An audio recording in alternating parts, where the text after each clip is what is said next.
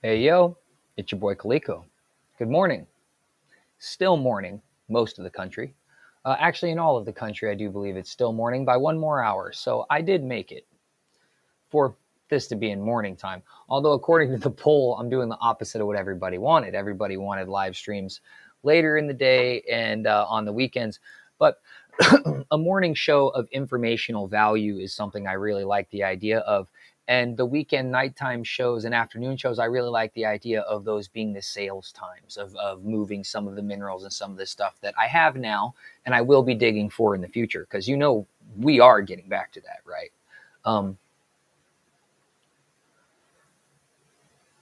About the other live stream this morning, and the only reason I'm even going to talk about it now is because one thing I've learned in all of these years, 5 years, 6 years of doing this, is that I initially went into this with the mindset and the demeanor of a tourist. And generally, I still do a little bit, especially if you were to talk to people that are really mining for a living. Because when I started this channel, the name mining was sort of the wrong term. It was a misnomer because I wasn't really mining, I was prospecting. But I didn't understand that, and I was looking for a catchy, good name, and that was the one that wasn't used at all by anybody. So I got it. Now what I've learned over all this time is that inherently, no matter what, this is political. Doesn't matter what side you're on or what side you're not. That when you start finding out about the history, and we'll be getting into more of this later, the fuck happened to my camera? When you dig into the history more, what you end up finding out is that since there have been politics and since getting a public office could change the rules, that the money that has been acquired in the United States from mining has been used to gain political office. So now at this point in time, it is an inherently political thing, and it is politicized on both sides depending on what they want. Now the camera angles you're seeing right now is not what you're supposed to be seeing, so I'm going to see if I can fix that for you again. I'm hoping the audio that you're hearing is right, though. Oh, I unplugged the wrong one. Dang it. Well, it's going to take a second, but you can still hear me just fine. So I'll keep talking to you while I get this figured out. Hello, Nopolindo Putra Perkasa. Yep. What's up, man? You got a lot of subscribers. If I had that play button, that would be my picture too, probably. Good morning, Margaret. How are you doing, my friend?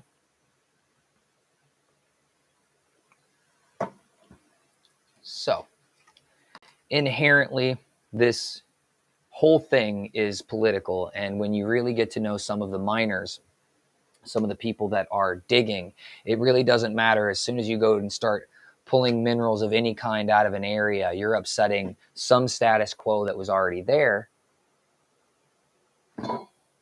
And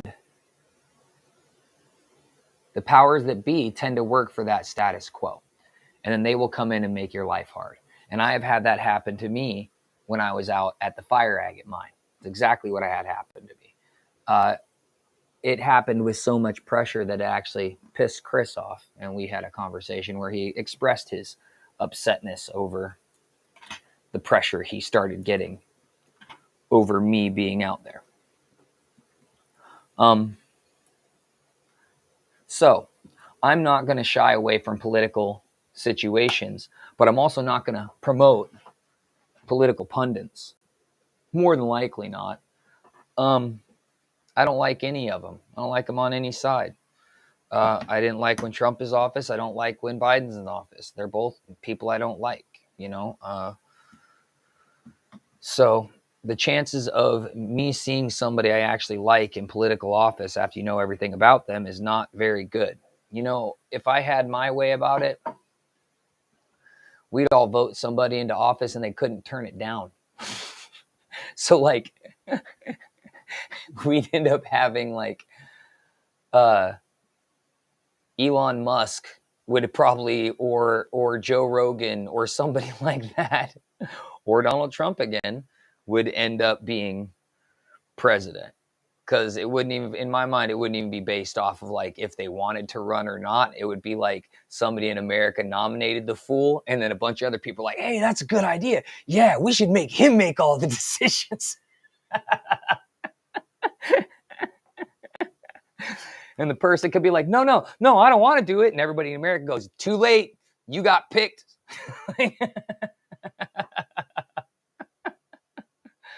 So we're going to have a bunch of videos, historically speaking, about political things that have happened in mining around the country. How is it still not in? Oh, I didn't plug it in. I've got it on right, but I didn't plug it in. I did plug it in. How is it not on?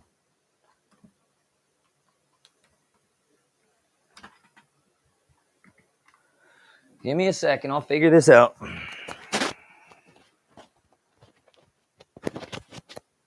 Video's blacked out for a second. I'm working on it right now.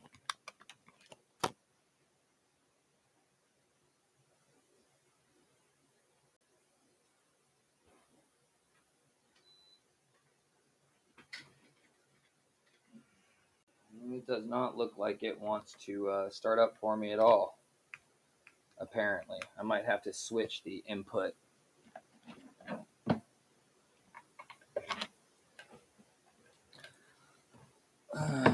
This is not surprising to me either. This happens sometimes, so bear with me. Part of the thing about doing a live show with equipment that's not purely dedicated to that is this sort of shenanigans and stuff. So give me a second and we will figure it out.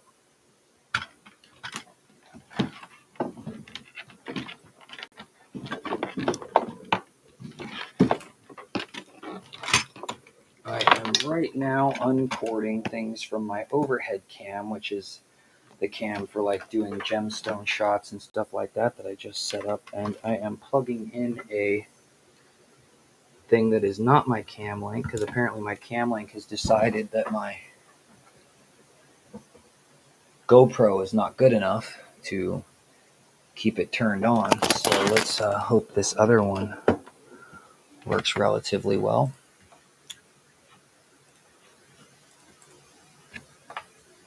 This one tends to have a little bit of lag to it, but it's just a little bit that my lips might not sync up with what I'm saying.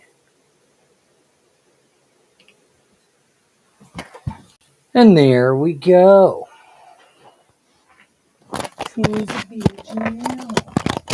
Okay.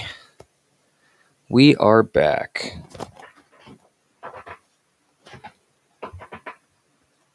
So, mining's inherently what's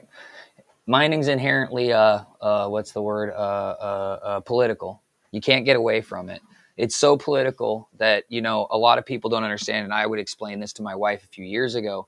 I was like, minerals are the whole reason we go to war and we go and help other countries. That's the whole reason. And they're like, oh, they're not helping us. They're stealing our resources. Well, yeah, that's exactly right. That's why we're there. Like, minerals are not just diamonds and gold. It's also, you know, or mining is not just diamonds and gold. It's also oil and sugar and salt and freaking, it's every mineral you can think of that makes up almost everything that we use, wear, or color, or dye, or I mean, it's everything, man. It's really, really insane. It's as connected to humanity as water. So anything that has that much connection with us inherently has political things that go on with it. Hello, Crystal. Good morning. I'm about to get into the good stuff.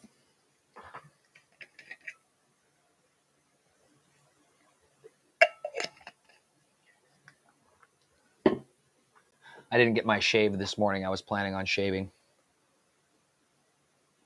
My cat got me up extra early. And since I was up extra early, I decided to run to Walmart. And then I had a whole bunch of other stuff happen. I got caught in the rain for like 2 hours. It was horrible. When I got home, I was drenched. But we're not here for that. We're here for good old Granddaddy George. Today, we're going to be doing chapter 3. I'm not sure if it's going to be chapter 3 and 4, if it's just going to be chapter 3. And we are going to be reading the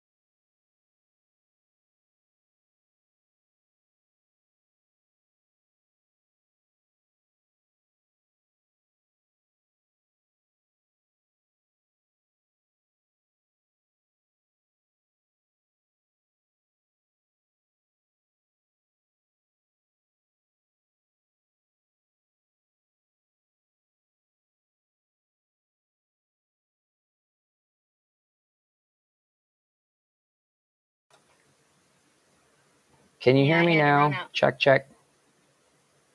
No. No, it's still not coming through. All right, I'm gonna end this stream and start it again. No. Say what? No, it's still not coming through. It's still not? Okay. I'll end this. Oh no, I can hear it now, huh? Shit. I know what happened. You're coming through now. Yeah, I know, but it's like the whole time I've been reading, so fuck. Yeah. I know. All right, bye.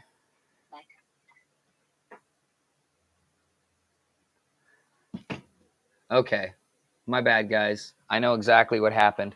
And I really need to go and turn my air conditioner on real quick because I'm sweating my ass off since we have a break real fast. I know exactly what happened. I thought I could just go ahead and shut the screen down that had me on there, and instead it ends up shutting me completely off and muting everything. So I just read for 4 pages, and you guys didn't hear any of it. I mean, as far as I'm concerned, it's like almost excusable enough to just stop the whole thing. Anyways, give me 1 second while I turn on my air conditioner.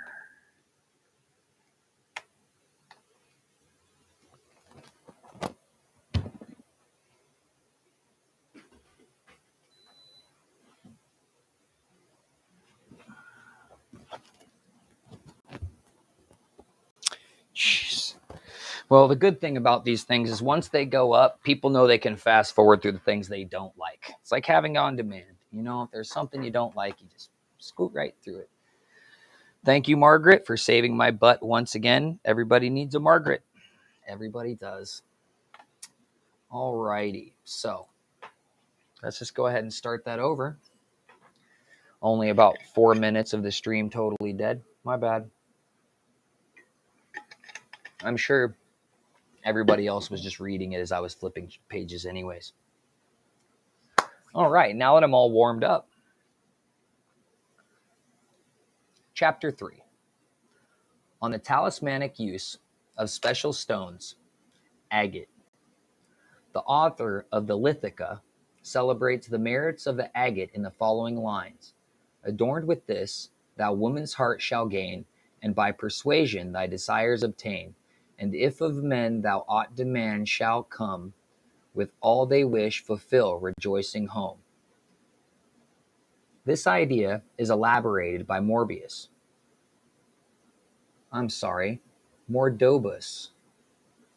Bishop, I've been saying his name wrong this whole time. Bishop of the Rennes, I'm saying a lot of things wrong this whole time. Bishop of the Rennes in the 11th century, who declared that agates make the wearer agreeable and persuasive and also give them the favor of God. Still, other virtues are recounted by Camillo Leonardo, who claims that these stones give victory and strength to their owners and avert tempests and lightning. The agate possessed some wonderful virtues, for its wearer was guarded from all dangers, was enabled to vanquish all terrestrial obstacles, and was endowed with a bold heart. This latter prerogative was presumably the secret of his success. Some wonderful working agates were black with white veins, while others were entirely white. The wearing of agate ornaments was even believed to be a cure for insomnia and was thought to ensure pleasant dreams in spite of these supposed advantages. Cardano asserts that while wearing this stone he had many misfortunes, which he could not trace to any error of his own. He therefore abandoned its use. Although he states that it made the wearer more prudent in his actions, indeed Cardano appears to have tested the talismanic worth of gems according to a plan of his own, namely by wearing them in turn and noting the degree of good or ill fortune he experienced. By this method he apparently arrived at positive results based on actual experience, but he quite failed to appreciate the fact that no real connection of any kind existed between the stones and their supposed effects. In another treatise, this author takes on a somewhat more favorable view of agate and proclaims that all varieties render those who wear them temperate, content, and cautious. Therefore, they are all useful for acquiring riches. According to the text accompanying a curious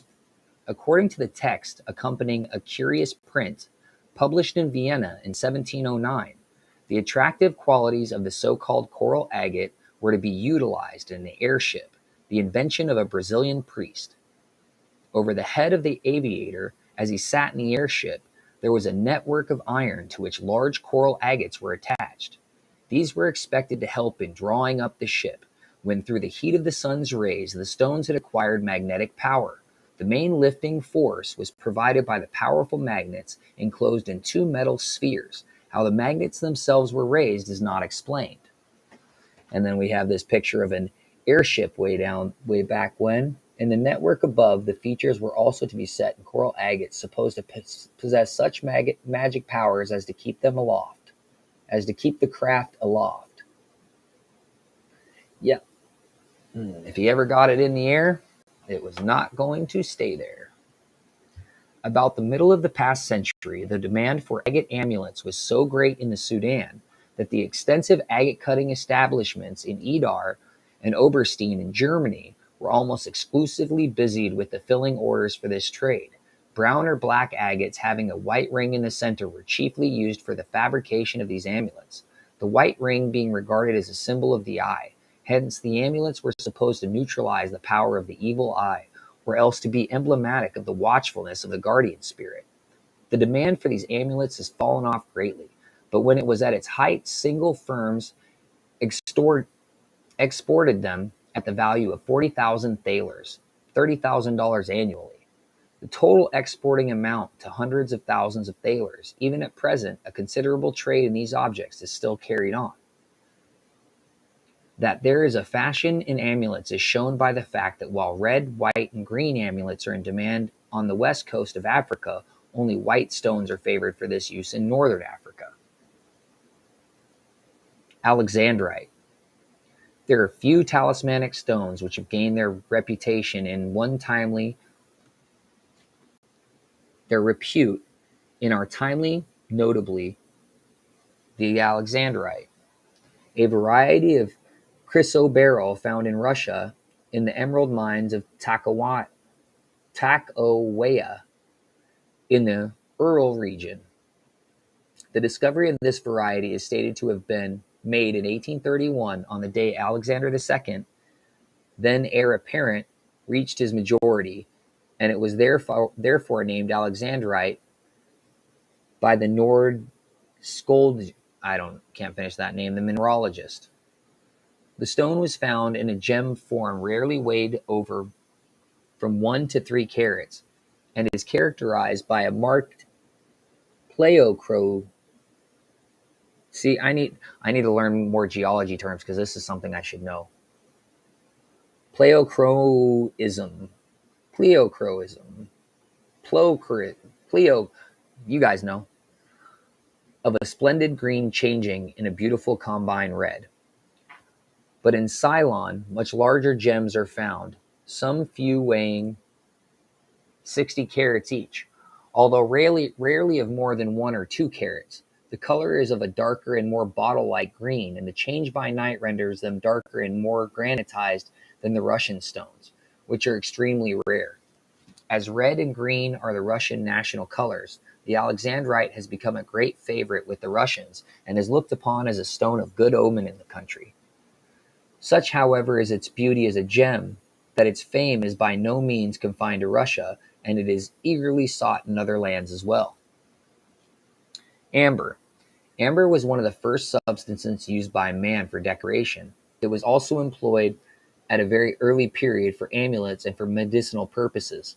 More or less shapeless pieces of rough amber, marked with circular depressions, have been found in Perugia, Schleswig-Holstein, and Denmark, in the deposits of the Stone Age. These depressions are sometimes more regularly deposed and at other times irregularly, and seem intended to imitate similar depressions found in large stones and rocks, often the work of a man's hand, but occasionally the result of natural causes. In Hieron's opinion, they mark the resting place of the spirit or spirits believed to animate the stone, and hence it is probable that the amber fragments were used as talismans or amulets. For the ancient Greek poet, the grains of amber were tears annually shed over the death of their brother Phaethon by the Hellades after the grief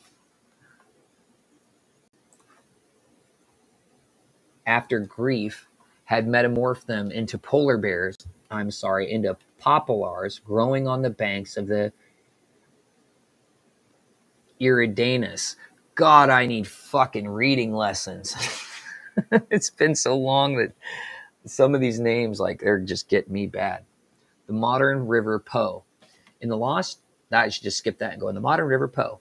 In a lost tragedy of Sophocles, he saw the origins of amber in the tears shed over the death of Meleager by certain Indian birds. For nice, God, the names are killing me. Nicias, it was the juice or essence of the brilliant rays of the setting sun, concealed in the seas and then cast upon the shores. A more prosaic explanation likened amber to resin and regarded it as being an extrusion from the trunks of certain trees. Indeed, the poetic fancy we have just noted in the same idea, clothed in a metaphorical or mythological form. Another fancy represented in amber to be solidized urine of the lynx, hence one of its names, Lincurius. The brilliant and beautiful yellow of certain ambers and the fact that this material was very easily worked served to make its use more general, and it soon became a favorite object of trade and barter between the peoples of the Baltic coast and more civilized people to the south. Schliemann found considerable amber from the Baltic in the graves of the Mysia, and in the frequent allusions to it in the works of Latin authors of the first and succeeding centuries testify to its popularity in the Roman world. Probably the very earliest allusion in the literature to the ornamental use of amber appears in Homer's Odyssey, where we read, "Received a golden necklace, richly wrought, and set with amber beads, that glowed as if the sunrise. To Eridamus they came a pair of earrings, each a triple gem, daintily fashioned and of exquisite grace. 2 servants bore them." Amber, ingeniously carved into animal forms, has been discovered in tumuli at Indersoen, Norway. These curious objects were worn as amulets, and the peculiar forms were supposed to enhance the power of the material, giving it special virtues and rendering it of greater value and efficiency. Pieces of amber with singular natural markings were greatly esteemed, especially when these markings suggested the initials of the name of some prominent person. Thus we were told that Friedrich Wilhelm I of Persia paid to a dealer a high price for the piece of amber on which appears his initials. The same dealer had another piece on which he read the initials of Charles VII of Sweden. When he received the news of the king's death, he bitterly lamented having lost the opportunity of selling him the amber for a high price, but he was cleverly consoled by Nathaniel Siddall, the realtor of the story, who easily persuaded the dealer that the markings could just as well signify the initials of some other name. Siddall adduces this as a proof that the letter read on such a piece of amber were as much the product of the observer's imagination as of the markings on the material. Those who secured amber so mysteriously marked by nature's hand, probably felt they had obtained a talisman of great power, especially destined for their use. Well, I'm telling you this, when I carve a snail out of a piece of fire agate, and I couldn't carve a snail out of anything, I've never actually tried. Now I probably could, but I've never had the artistic eye for drawing things and making things out of things that weren't there before in my whole life. So I'm telling you that when I carve something and it looks like something out of fire, it's because it's already there. I'm seeing what's already there. It's not because I'm putting it in there. And so it does feel special when you find something that's specially shaped. Like, you have something rare and more valuable than the other ones. I mean, fucking Cheetos. Know what I'm saying? Look up how much a Cheeto has sold for. Back to the company so it can go into the Cheeto Museum. There are professional Cheeto people that eat Cheetos every day just to hope to find one that looks exactly like something else so they can sell it to the Cheeto Museum. I don't know if you call that professional, but whatever. I digress. Amethyst. While the special and traditional virtue of amethyst... Oh, wait, I was... Well, let's see. I think I have all the chords already busted out because of what I was just doing a second ago. Right before we move on, I am just going to...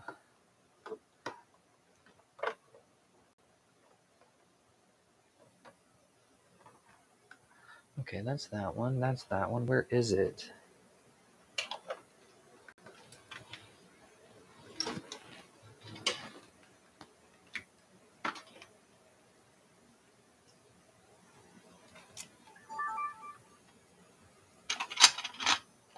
Is this plugged in is the question.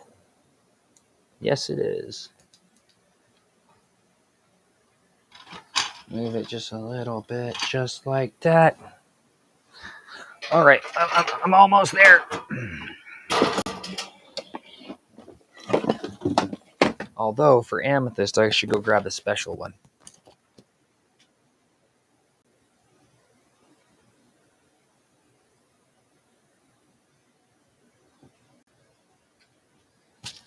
The most specialist amethysts I own. Amethyst I own.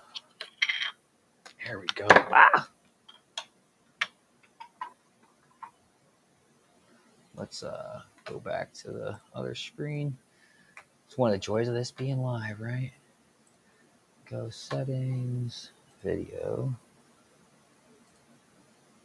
Oh, I didn't plug it in yet.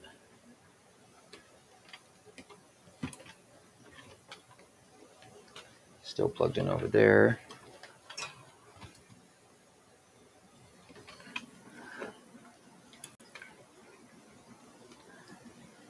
Where is it?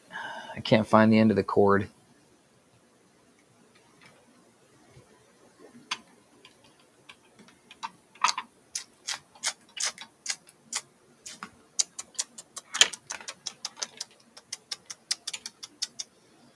Oh.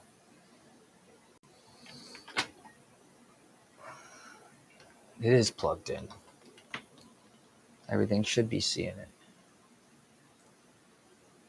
There we go. Amethyst.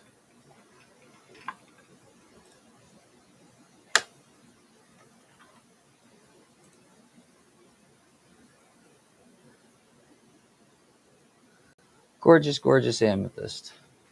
So I don't know why I didn't put the share screen down in the corner. I would think that it would. But that's cool, whatever, as long as you can still hear me. We'll look at an amethyst while I read some of this for a second, and then I'll go ahead and put the screen back. Amethyst. While the special and traditional virtue of the amethyst... Get some of these cords out of the way.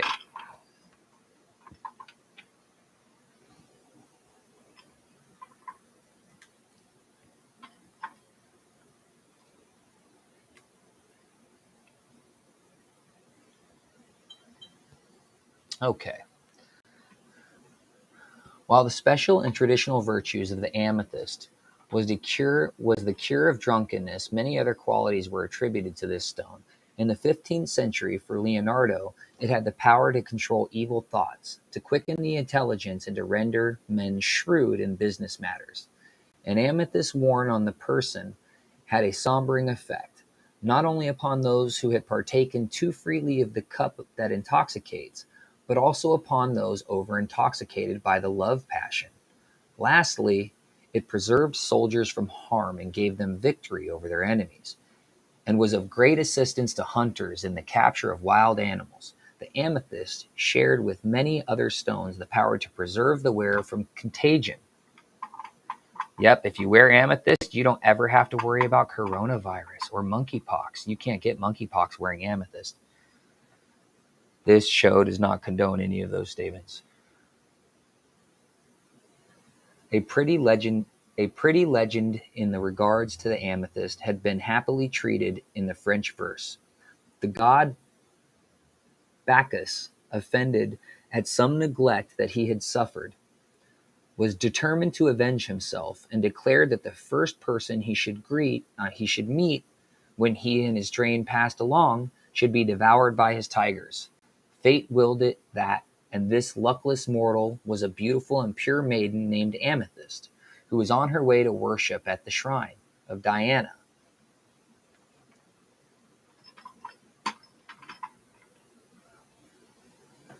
As the ferocious beast sprang towards her, she sought the protection of the goddess and was saved from a worse fate by being turned into a pure white stone. Recognizing the miracle and the repenting of his cruelty, Bacchus poured the juice of a grape as a libation over the petrified body of the maiden, thus giving to the stone the beautiful violet hue that has so charmed the beholder's eye. From the various descriptions of this stone given by ancient writers, it appears that one of the varieties was probably the purple almandine or Indian garnet, and it is not improbable that we have here the reason for the name amethyst, and for the supposed virtue of this stone in preserving from drunkenness. For if water were poured into a vessel made of a reddish stone, the liquid would appear like wine, and could nevertheless be drunk with impunity. And that was amethyst. Ain't she gorgeous? The first amethyst I found. Crossing cheetah patterns. Liquid and hydro. See that? Can you see the bubble moving? It's probably the best shot's ever been gotten of this amethyst right here. Pretty cool, huh? This one comes from right around the corner from me in Georgia. So let me put that one back, and we will grab another beautiful stone or two real quick and throw it on the light while I read about it. It says beryl, but I think the only beryl I have is emeralds. Although I just bounced frickin' stones all over the place, and now I got a mess to clean up. Hee hee. All right. Here's one. Here's the super clear one. We're going to need a stand for this.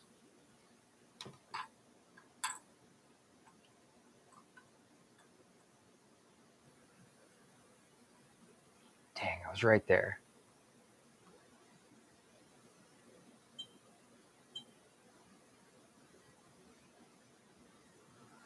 I think that's as close as it'll let me get without beryl.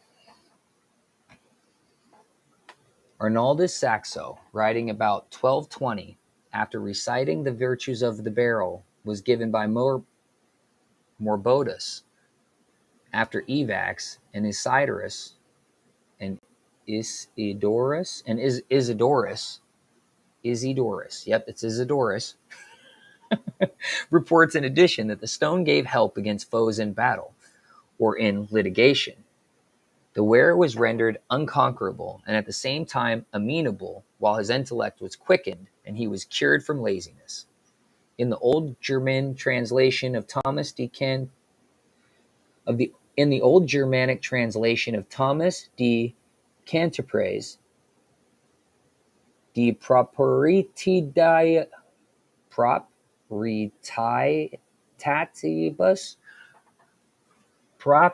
I need just, that thing right there in between the parentheses.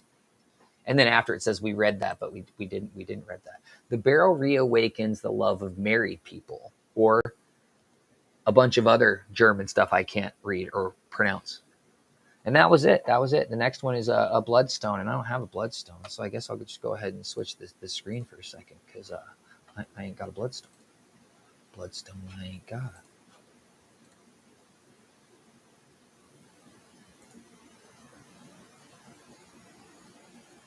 And there we are again.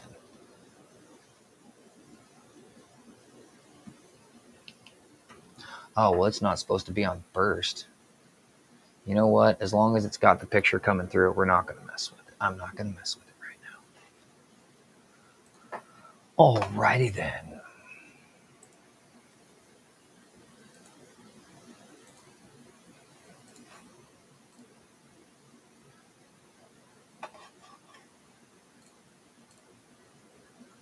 Bloodstone. The heliotrope or bloodstone was supposed to impart a reddish hue to the water in which it was placed, so that when the rays of the sun fell upon the water, they gave forth red reflections. From this fancy was developed the strange exaggeration that this stone had the power to turn the sun itself a blood red, and to cause thunder, lightning, rain, and tempest. The old treatise of Dameron relates this of the bloodstone, adding that it announced future events by producing rain and by audible oracles. Probably the conjurers, before proceeding to use the stone for their incantations, watched the heavens and waited until they noticed the signs of an approaching storm. Then they interpreted. That's what I would have done. That's how I would have done it right there. So, I mean, if you're going to scam people, you got to have good timing. You know, you can't scam people with bad timing. Curious altar of the Pawalawa Indians in Arizona. Chalcedony votive charm from Mexico. Black and white drawings, you know what I'm saying, from the early 1900s. So just don't do it for us today. Like, that doesn't look like anything to me. Like, Talismanic use of precious stones. The sounds of the wind and thunder in various ways, so as to give that. Oh, well, I thought that one was over. I thought that was the end of Bloodstone for some reason. And then they interpret the sounds of the wind and the thunder in various ways, so as to give apt answers to the question addressed to them, touching future events. It is well known that the signs of the wind, and indeed all those natural winds, which constitute the grand symphony of nature, were interpreted by prophets and seers into the articles of speech.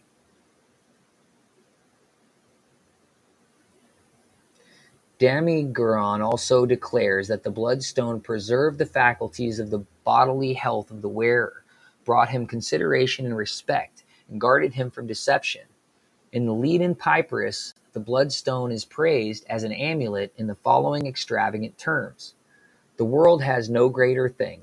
If anyone have this with him, he will be given whatever he asks for. It also assuages the wrath of the kings and despots, and whatever the wearer says will be believed. Whoever bears this stone, which is a gem, and pronounces the name engraved upon it, will find all doors open, while bonds and stone walls will be rent asunder. Carbuncle. I don't even know what carbuncle looks like. I'd have to look that one up. Carbuncle was recommended as a heart stimulant. Indeed, so powerful was its attraction that the wearers were rendered angry and passionate, and were even warned to be on their guard against attacks from apoplexy. The blood-red hue of the stone also suggested its use as a symbol of the divine sacrifice of Christ on the cross. However, not only in Christianity was this stone used to illustrate religious conceptions, for the Quran affirms that the fourth heaven is comprised of carbuncle. In mythical fancies, too, this stone played its part, for a dragon's eyes were said to be carbuncle. Ramphius states that in 1687 he was told by Chirurgeon that the latter had seen in the possession of one of the rulers in the island of Amobian a carbuncle said to have been brought by a serpent. The story ran that this ruler, when a child, had been placed by his mother in a hammock attached to two branches of a tree, while there was a serpent crept up to him and dropped a stone upon his body. In gratitude for this gift, the parents of the child fed and cared for the serpent. The stone is described on having been warm yellow hue verging on red. It shone so brightly at night that the room could be illuminated by it. It eventually passed into the possession of a king of Siam. Carnelian. Talisman. Oh, this looks like a poem. Doesn't have a name though. Talisman is Carnul. There's other languages in this. I am not reading it. Maybe this first top is the original and the second one is the translation. Yep. Carnelian is a talisman. It brings good luck to child and man. If resting on an onyx ground, a sacred kiss imprint when found. It away all evil things, to thee thine protection brings. Thy name of Allah, King of kings, if graven upon this stone indeed, will move to love and doughty deed. From such a gem a woman gains sweet hope and comfort in her pains. The wearing of carnelian is recommended by the Lapirdo of Alfonso X.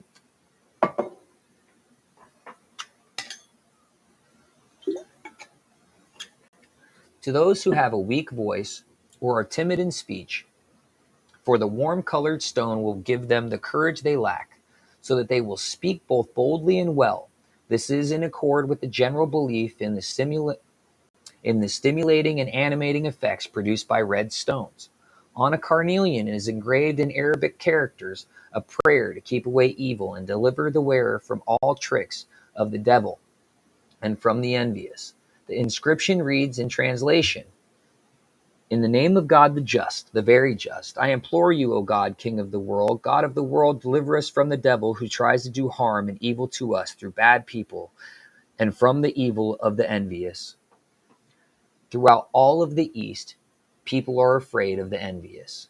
They believe that if you envy a person for his health or his wealth or any good thing he may have, he will lose it in some short time. And it is the devil who incites the envy of some people against others.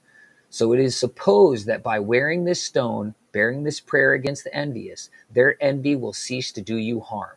The popularity of carnelians as a talismanic stone among the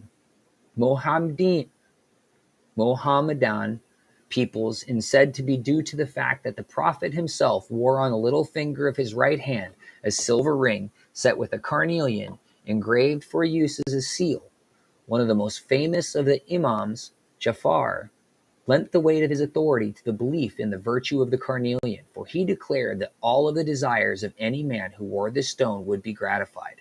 Hence in Persia, the name of one of the 12 Imams compromising Ali and his successors is frequently engraved on the stone. And then we have the picture of a carnelian seal won by Napoleon I, Napoleon III, and Prince Imperial. This most interesting seal is described by Rev. C.W. King, the writer of Antique Gems. It is a carnelian octagonal shape. Upon it is engraved the legend, the slave Abraham relying upon the merciful God. Napoleon III wore it on his watch chain. That's good enough for me. If you'd like to finish reading about what Napoleon thought about the carnelian that was on the ring, you are welcome to do it. It's so small, and I'm just going to end up having problems with it. I'm just not going to do it right now. Just one of those things. I haven't read most of the pictures anyways, so.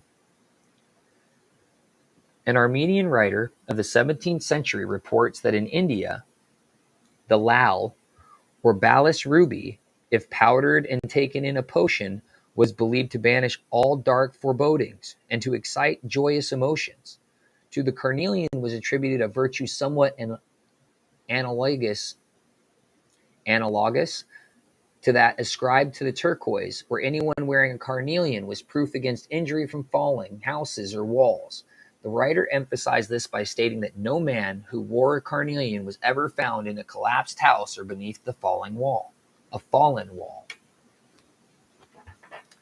And now we move on to my favorite, chalcedony.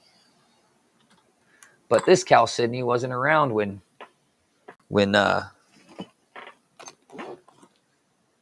good man right here was writing this stuff. They hadn't found none of this stuff yet. Nobody really had any understanding of it. Oh, that's not the one I thought it was. Because fire agate is a form of chalcedony. Every time I hear the word chalcedony, I think of it in a Sean Connery voice. Oh, this is wrong, though. That's better. That's what that's supposed to look like. Yeah, see?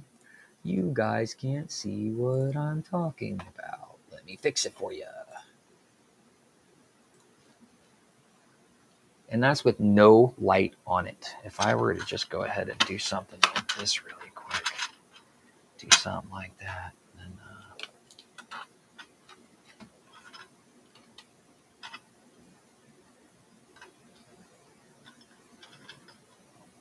That's better.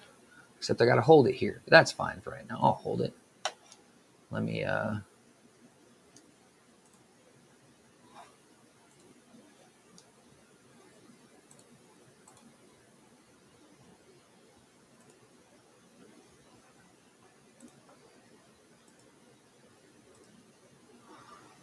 All right. So we're just going to keep the fire agate mainly on the screen for the moment.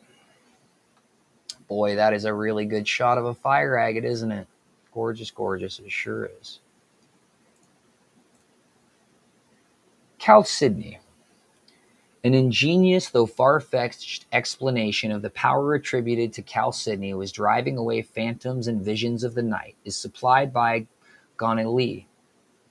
Writing in 1702, for him, the source of this asserted power was to be found in what has been erroneously termed the alkaline quality of the stone.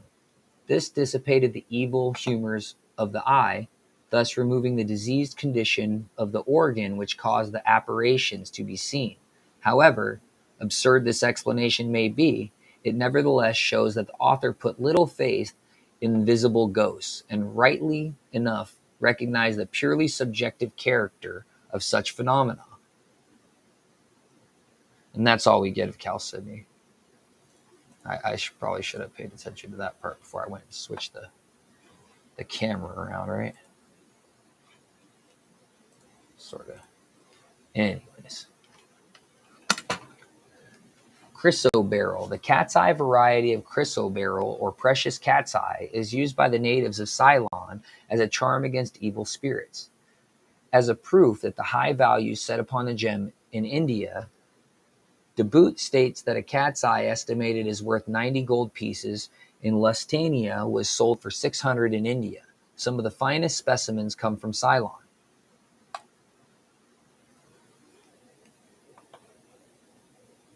Chrysbolite. The serpent isle in the Red Sea was stated by Arganthosides to be the source whence came the topaz, chrysolite. Here, by the mandate of the Egyptian kings, the inhabitants collected specimens of the stone and delivered them to the gem cutters for polishing. These simple details are elaborated by Diodorus Siculus into the legend that the island was guarded by jealous watchers who had orders to put to death any unauthorized persons who approached it. Even those who had the right to seek the gem could not see the chrysolite in the daytime. Only after nightfall was it revealed by the radiance. The seekers then marked well the spot and were able to find the stone on the following day.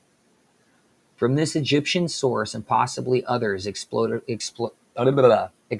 by Egyptians, have come the finest chrysolites, peridots or olivines, the most magnificent examples of this gem. These found their way into the cathedral treasures of Europe, evidently by loot or trade at the period of the Crusades, are generally called emeralds. Those most notably are in the treasury of 3 magi in the Great Dome, or cathedral, at Cologne. Some of these gems are nearly 2 inches long. In our own land, beautiful specimens can be seen in the Morgan collection at the American Museum of Natural History and in the Heiningham Hall in the Field Museum of Natural History, Chicago, Illinois. Pliny notes from Juba the traditions that the topaz chrysolite derived its name from the island of Topazos in the Red Sea, the first specimen having been brought thence by the procurer Philemon at Bernice's mother in Ptolemy II Philadelphus. This monarch is said to have a statue of his wife Arsenio made from the stone. If there be any foundation for this latter statement, the precious gift by Philemon must have been a mass of fluorspar or some similar material more than 300 years after Pliny's time. Epiphanius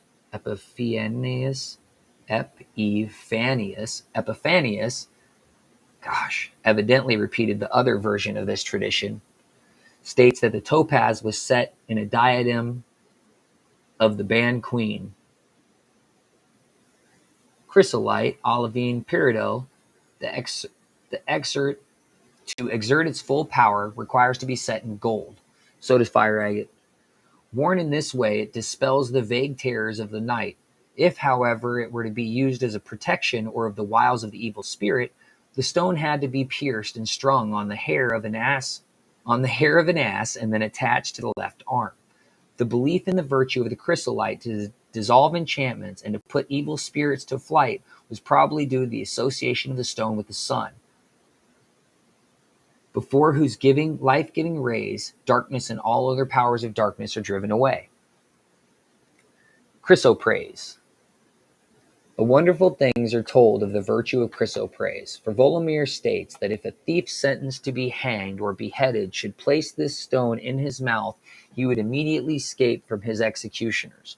Although we are not informed in that way, this fortunate result was attained. Although we are not informed in what way this fortunate result was attained, it seemed likely that the stone was believed to make the thief invisible and thus possess a virtue often attributed to opal.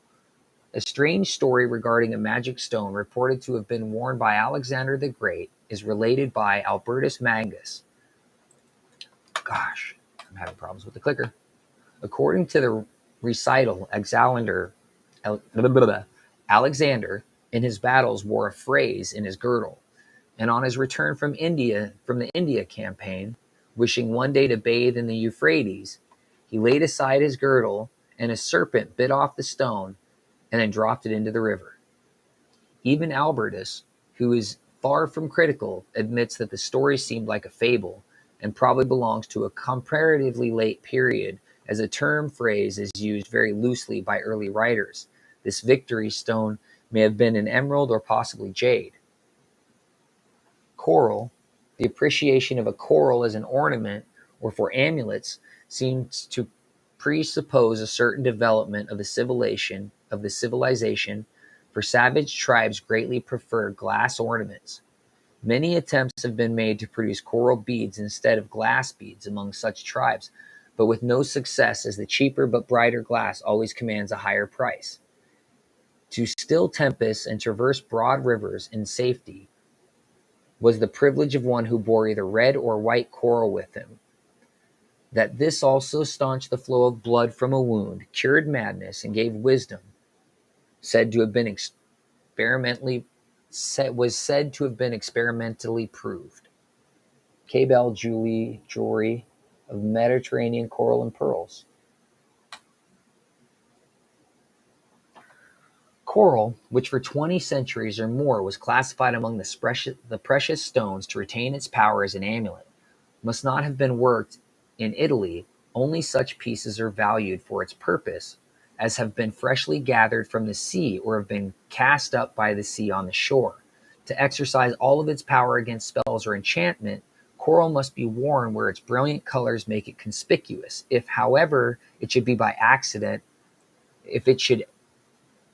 accident be broken, the separate pieces have no virtue, and the magic power ceases, as though the spirit dwelling in the coral had fled from its abode.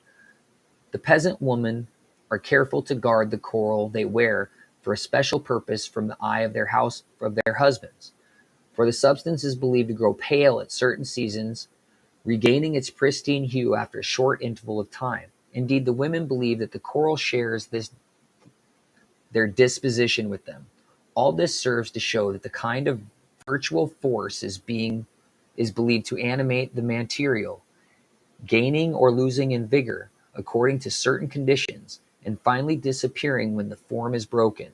These beliefs are all clearly traceable to the anismatic ideas of primitive man. Diamond. Diamond is to the pearl as the sun is to the moon, and we might well call one the king gem and the other the queen gem. The diamond, like a knight of old, brilliant and resilient, is the emblem of fear, restlessness, and is the emblem of fearlessness and invincibility. The pearl, like a lady of old, pure and fair to look upon, is the emblem of modesty and purity. Therefore, it does not seem unfitting that the diamond should be present as a token to the pearl, and that the pearl should go with the diamond.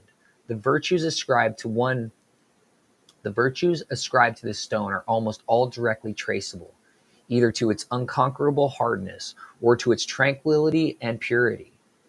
It was therefore thought to bring victory to the wearer by endowing him with superior strength, fortitude, and courage. Morbotus tells us it was a magic stone of great power and served to drive away nocturnal specters. For this purpose it should be set in gold and worn on the left arm.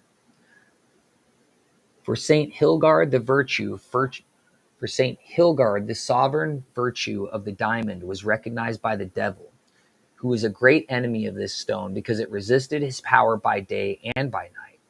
Ruiz calls it a gem of reconciliation, as it enhanced the love of a husband for his wife. Cardano takes a more pessimistic view of the qualities of the diamond.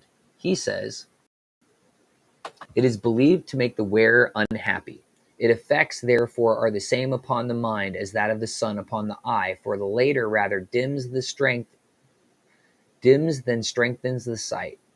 It indeed renders fearless, but there is nothing that contributes more to our safety than prudence and fear. Therefore, it is better to fear. The diamond was often associated with lightning and sometimes believed to owe its origin to the thunderbolt, but we did not recall having seen elsewhere the statement made in an anonymous Italian manuscript of the 14th century.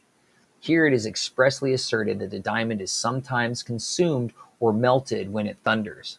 Certainly that the same force was supposed to have forged the stone should be able to dissolve it is not an illogical idea. That the diamond can be entirely consumed at a high temperature was a fact not known in Europe in the 14th century, and therefore the belief in the destructive effect of the electric current must have arisen from a superstitious or poetic fancies, and not from any vague concept of the true nature of the diamond.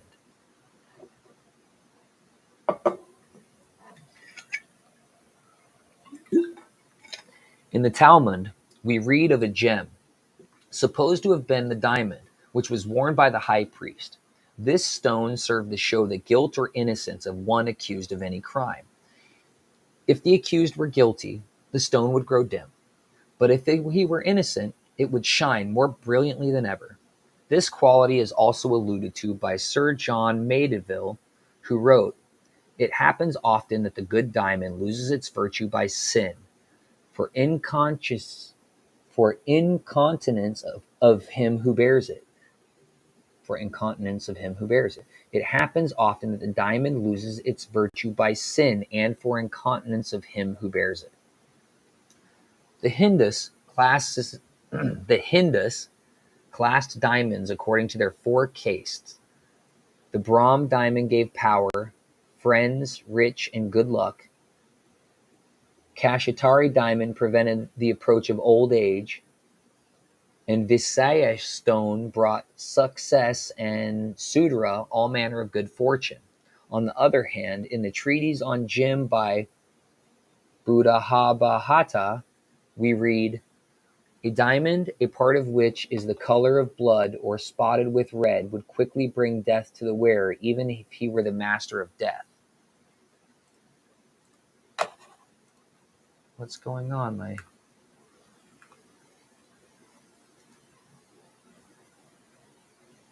clicker wasn't working.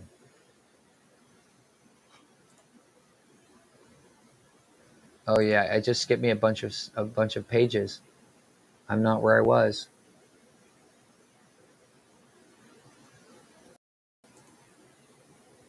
Coral.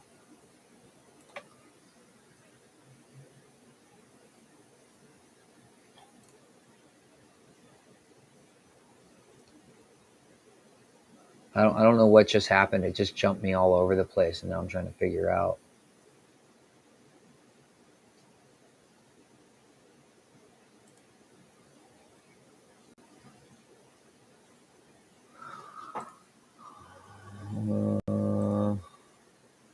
No, we haven't seen that yet.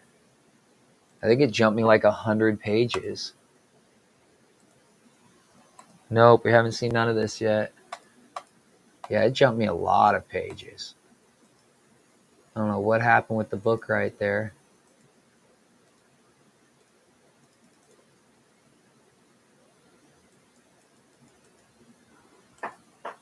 Crystal balls, we're not nowhere near that. I don't know why it did that.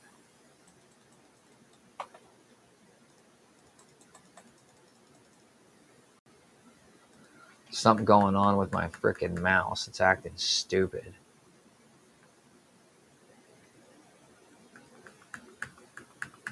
We're not in crystal balls. Take me back to amulets. And I mean, crystal ball is obviously going to be by itself too, because amulets is really long. We'll probably do it. Oh, where are we? Ominous and luminous stones. We're not even at amulets. Oh, there. I found it. I think I found what happened. Nice. Okay. I didn't even know that was there. Engraved and carved gemstones. Ooh, Medusa's head.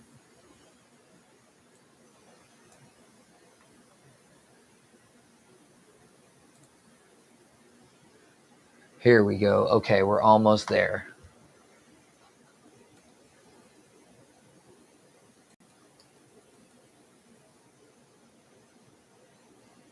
Turquoise, serpentine.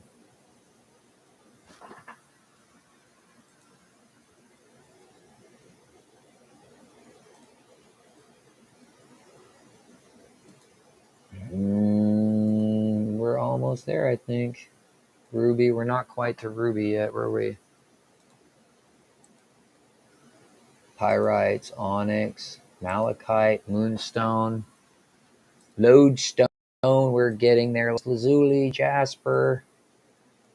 I thought I read 100 pages in one day for some reason. On day one. Since this is taking such a long time before I actually click on anything, I'll go back and see what everybody's saying. See if I can see the chat. Hey, Catfish. Hey, Jimmy. Diamond. Here we are. All right. Now we're back where we're supposed to be somewhere.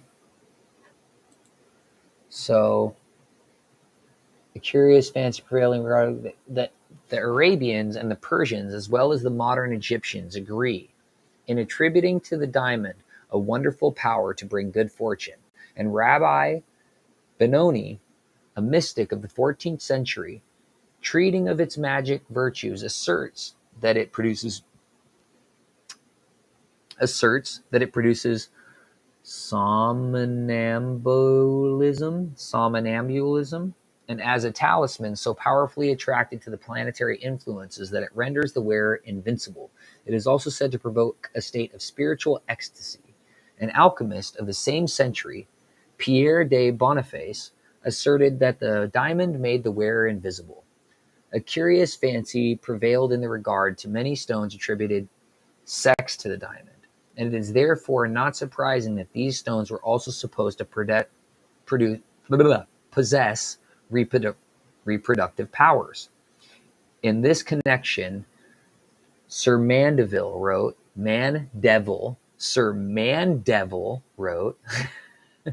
they grow together, male and female, and are nourished by the dew of heaven, and they engender commonly and bring forth small children that multiply and grow all year. I have oftentimes tried the experiment that if a man keeps them with a little flock, with a little of the rock, and waters them with May dew, often they shall grow every year, and the small will grow great. The following lines from a translation of the elaborated Ophiric poem written in the 2nd century show the high esteem in which the Adamas was held at the time. The evil eye shall have no power to harm. Him that shall wear the diamond as a charm. No monarch shall attempt to thwart his will, and in the gods his wishes shall fulfill. This probably refers either to the colorless corundum, the so-called white sapphire, or the quartz. The writer is disciplined to believe that the ancients knew the diamond. The ancient Hindu gem treaties of the Buddha, I have already read this, of the Buddha Hatata asserted that the diamond of the Brahmin should have the whiteness of a shell or rock crystal, that the Kashatira of the brown color of the eye of a hare, that of the Vyasia the lovely shade of the petal of the Kaladini flower, that of the Sudra the sheen of the polished blade. To the kings alone the sages assert two classes of colored diamonds, namely those red as coral and those yellow as saffron. These were exclusively royal gems, but diamonds of all other shades could be set in royal jewels. A typical diamond is thus described in a Hindu gem treatise: a six-pointed diamond, pure without stain, with pronounced and sharp edges of a beautiful shade, light with well-formed facets without defect, illuminating space with its fire and with the reflection of the rainbow. A diamond of this kind is not easy to find in the earth. According to a widespread superstition, the talismanic power of a diamond was lost if the stones were acquired by purchase. Only when received as a gift could its virtues be depended on. The same belief is noted regarding the turquoise. The spirit dwelling in the stone was thought to have taken offense at the idea of being bought and sold, and was supposed to depart from the stone, leaving it nothing more than a bit of senseless matter. If, however, the diamond or turquoise were offered as a pledge of love or friendship, the spirit was quite willing to transfer its good offices from one owner to another. The Talmud shows us that the Jewish rabbis sometimes endeavored to enliven their exhaustive discussion of ritual and legal questions by telling good stories to each other. One of these may be given as an illustration at once the wild improbability of some of these recitals and the belief in the wonderful magic virtues of the diamond. Our Judea of Mesopotamia used to tell, once while on a board of a ship, I saw a diamond that was encircled by a snake, and a diver went to catch it. Once while on a board of a ship, I saw a diamond that was encircled by a snake, and the diver went to catch it. The snake then opened its mouth, threatening to swallow the ship. Then the raven came, bit off its head, and all the water around turned into blood. Then another snake came, took the diamond, put it in the carcass, and it became alive. And again it opened its mouth in order to swallow the ship. Another bird came, bit off its head, took the diamond, and threw it on the ship. We had with us salted birds, and we wanted to try whether the diamond would bring them to life. So we placed the gem on them, and they became animated and flew away with the gem. Quite a story on why you don't have the diamond anymore. It is said that the first large diamonds discovered by Europeans in South Africa were found in the leather bag of a sorcerer. Although large stones or fragments of rock are usually the objects of adoration as fetiches in Africa, any small stone that is wrapped in colored rags and worn by the neck may be regarded in the same way. Several competent authorities state that these diamonds were the playthings of some Boer children. Al-Qazwini related as follows the marvelous tale of the Valley of Diamonds. Aristotle says that no one except Alexander ever reached the place where the diamond is produced. This is a valley connected with the land of Hind. The glance cannot penetrate to its greatest depths. The serpents are found there, the like of which no man hath seen, and upon which no man can gaze without dying.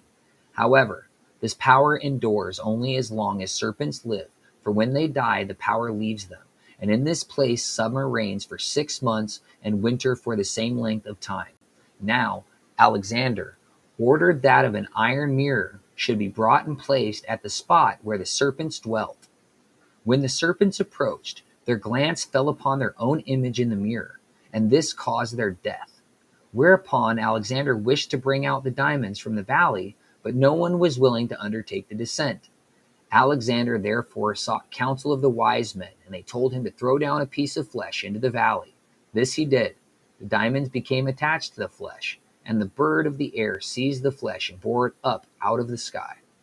Then Alexander ordered his people to pursue the birds and pick up what fell from the flesh. Another writer states that the mines are in the mountains of Seredib, Ceylon, in a very deep gorge in which very deadly serpents. When people wish to take out the diamonds, they throw down pieces of flesh, which are seized by the vultures and brought up to the brink of the gorge. There, such of the diamonds as cling to the flesh are secured. These are of a small size of a lentil or a pea. The largest pieces found attain the size of a half bean.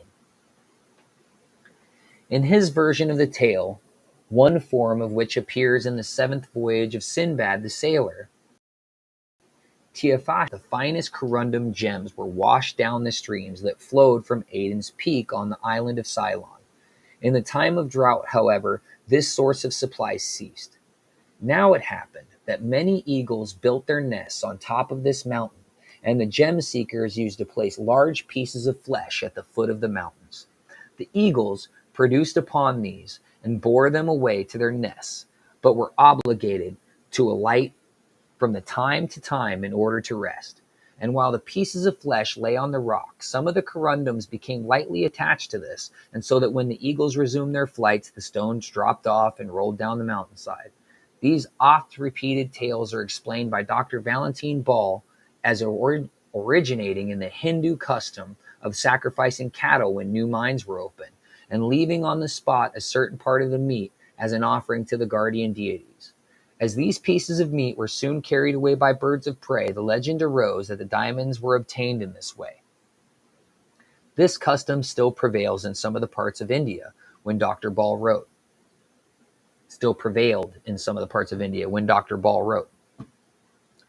The effect exercised by Hindu superstition on even the most enlightened Europeans of the day may be recognized in the fact that the gifted prima donna Mem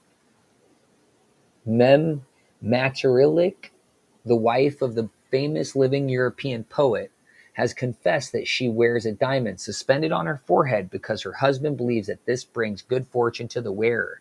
This forehead jewel is characteristically Hindu and enjoys in India the reputation of being especially auspicious. I'm not going to change the camera like I did earlier. We're going to be back on the emerald, though. I mean, maybe I should so it's not just text. It does say emerald, and I was on emerald earlier, right?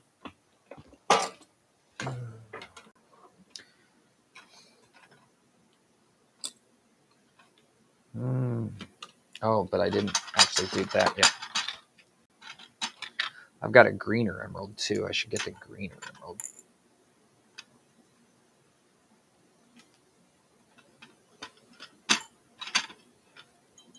I'll just keep flowing.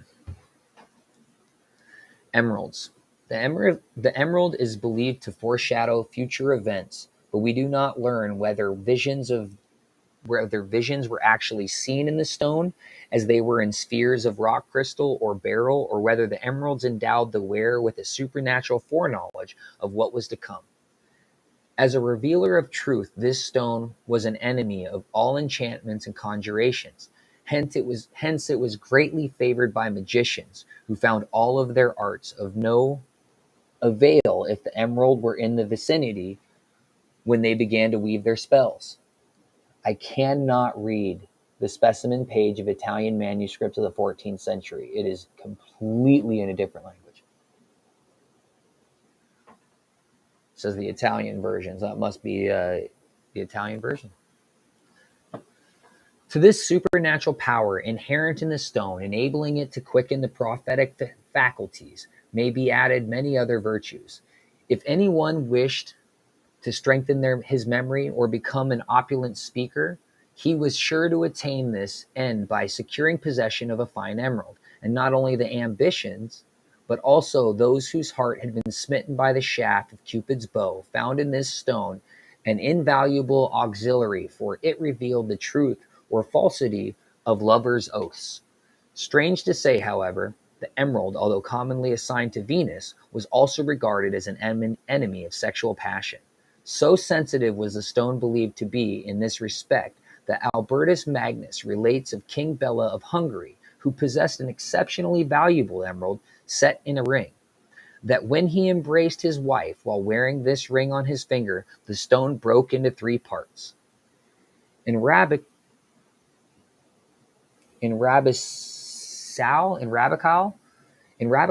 legend, it is related that 4 precious stones were given by God to King Solomon. One of these was the emerald. The possession of 4 stones is said to have endowed the wise king with power over all creation. As these 4 stones probably typified 4 cardinal points and were very likely red, blue, yellow, green color respectively, we might conjecture that the other 3 stones were carbuncle, lapis lazuli, and topaz. After stating that the emerald sharpens the wits and quickens the intelligence, Cardano declares that it therefore made people more honest, for dishonesty is nothing but ignorance, stupidity, and ill nature. The same writer adds that the stone was believed to make men economical and hence made them rich. But of this he was very skeptical, since experience of others was well on his own show that the emerald possessed a very little power in this direction. A talismanic emerald, once the property of a the talismanic emerald, once the property of the Mughal emperors of Delhi, has recently been shown in Europe. The stone is of rich, deep green and weighs 78 carats. Around the edge, in Persian characters, run the inscription, "He who possesses this charm shall enjoy the special protection of God." Emeralds sharpen the wits, conferred riches, and the powers to predict future events. To evolve this later virtue, it must be put under the tongue. It also strengthens the memory. The light-colored stones were esteemed the best, and legend told that they were brought from the nest of griffins. Oh, I like the light-colored stones too. That's so funny because everybody else really likes the deep, deep green ones, and I really like these ones that are they're like candy apple. I really like the candy apple ones. I like the candy apple ones just because they flash a little bit more. Like the light plays through them a little bit more, but they're not as valuable nowadays. The deep emerald green is more valuable if it's a natural stone. Although telling a natural emerald from a created emerald is damn near impossible nowadays because they grow them with they take a seed emerald that has flaws and then they grow that seed emerald, and that seed emerald grows into larger crystals of the same emerald and it has the same flaws in it. So the whole thing on YouTube about growing emeralds. It's great. It's like 10 years old or something. The video is horrible, but it's great information. Gypsum. When fibrous, the fibers being long and straight, is known as satin spar. This material is frequently cut, rounded, in cabochon across the fibers. Sometimes it is cut in the form of beads or pearl-shaped drops, which are mounted in earrings, scarf pins, or necklaces. The material is frequently found in Russia, England, and elsewhere, and it is cut in England or Russia. Some of the cut stones are mounted in brass or gilded brass and sold as luck stones at Nigeria. The claim being made that the satin spar was taken from beneath the falls at great peril, as occasionally small deposits of this kind of gypsum are found under the falls. From time to time, small consignments of this material have been sent to Japan, as Japanese value is possibly an account of its purity or owing to the fact that it has the effect of the cat's eye. It is quite cheap and at the same time very soft, so that it can be scratched with a fingernail. That found in Russia is of a golden yellow or salmon color and is worked into various ornaments, the one popular form being egg-shaped because of their form. Such objects are frequently given as Easter gifts. The same material is also known in Egypt and is cut in the same egg form, the ornaments being called pharaoh's eggs, although just which pharaoh this refers to is not stated. They are also believed to possess qualities of protection and to bring good fortune. But what rock doesn't bring good fortune? Hematite. The virtue of the hematites were praised in an ancient gem treatise written by Asclepius of Babylon for Mithridates dates for Mithridates, the great king Pontius, 63 BC, a sovereign who was passionately fond of precious stones and possessed a splendid collection of them, both engraved and unengraved. As Callias, as cited by Pliny, taught that the human destinies were influenced by the virtues inherent in precious stones, and asserted that the hematite, when used as a talisman, procured for the wearer a favorable hearing of pretentious addresses to kings and a fortunate issue of lawsuits and judgment. It is a red oxide of iron, which when abrased shows a red streak, whence the name hematite from the Greek hamia, blood, as an iron ore, and hence associated with Mars, the god of war. This substance was also considered to be an invaluable help to the warrior on the field of battle. If he rubbed his body with it, probably like the lodestone, it was believed to confer invulnerability. The high degree of skill possessed by the Pueblo workers is strikingly shown in a finely inlaid hematite cylinder found in Pueblo Bonita. The inlay of the turquoise and are designed to make the cylinder a conventional representation of a bird. The wings are indicated by turquoise inlays of pyramidal outline, curved so as to follow the curvature of the cylinder, the head being figured by a conical piece of turquoise attached to one end. This conical termination bore a small bird figure carved in relief. When we consider the difficulties that the Indian workers had to overcome in the execution of this artistic task, with the tools at their command, we can well realize that this object, probably an amulet, must have been considered very valuable and most likely the property of one high rank in the tribe or community. The jacknath was a more especially recommended as an amulet for travelers because of its reputed value as a protection against the plague and against wounds and injuries. The two classes of peril most feared by those who undertook long journeys.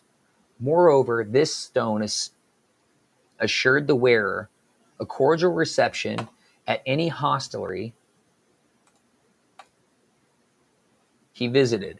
It is said to lose its brilliancy and grow pale and dull if the wearer or any one of his immediate neighbors becomes ill of the plague. In addition to these qualities, the jackanath augmented the riches of the owner and endowed him with prudence in the conduct of his affairs. Sir Hilligard, the abbess of Bigden, 1179, gives the following details as to the proper use of jackanath.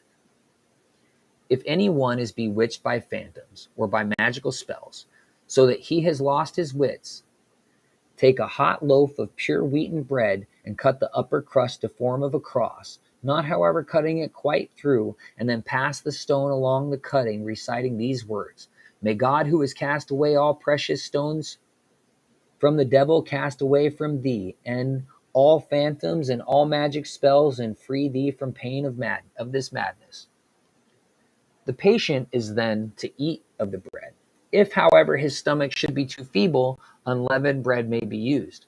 All other solid food given to the sick person should be treated in the same manner. We are also told that if any one of his has pain in his heart, the pain will be relieved, provided the sign of the cross be made over the heart while the above mentioned words are recited. The wearer of a jackanath was believed to be proof against lightning, and if it was asserted the wax that had been impressed by an image graven on this stone averted the lightning from one who bore the seal. That the stone really possessed this power was a matter of common report, it being confidently declared that in the regions where many were struck by lightning, none who wore the jackanath were ever harmed. By a like miracle, it preserved the wearer from all dangers of pestilence, even though he lived in an air charged with disease. A third virtue was to induce sleep. Of this, Cardano states that he was in the habit of wearing rather a large jackanath, and he found that the stone seemed to depose somewhat to sleep, but not much. He adds an explanation of this slight efficiency, that his stone was not bright red, nor of the best sort, but of a golden hue, differing much from the best. Jade. The name jade includes two distinct minerals, nephrite and jadeite. The former is The former is a silicate of manganese of exceedingly tough structure and ranks 6.5 in the scale of hardness, while jadeite, a silicate of alumina, is more crystalline and not as tough as the nephrite and has a hardness of 7. I thought jade was harder than that. A variety of having a rich emerald green hue is called the Chinese, I can't pronounce that, kingfisher plumes. It is, oh God, don't tell me there's something wrong again. Sorry, bro, I'm in the middle of a live stream. I'll call you back afterwards.